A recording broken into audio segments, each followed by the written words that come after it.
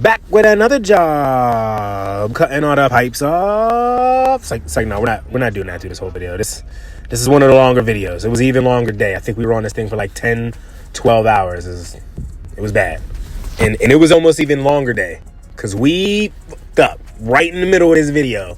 Once you get to that point, comment like the worst mess up you've ever done on a job or like the closest you've ever got to messing up, and I'll see you guys at the end of this video.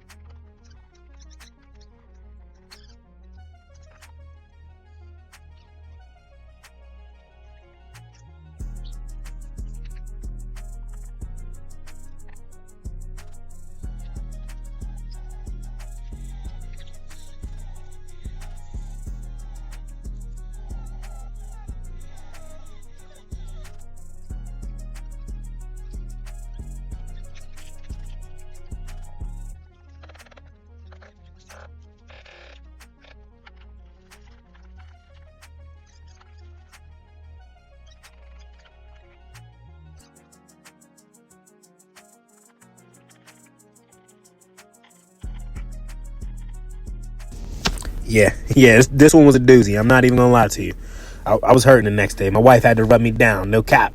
But customer was happy. She was flowing.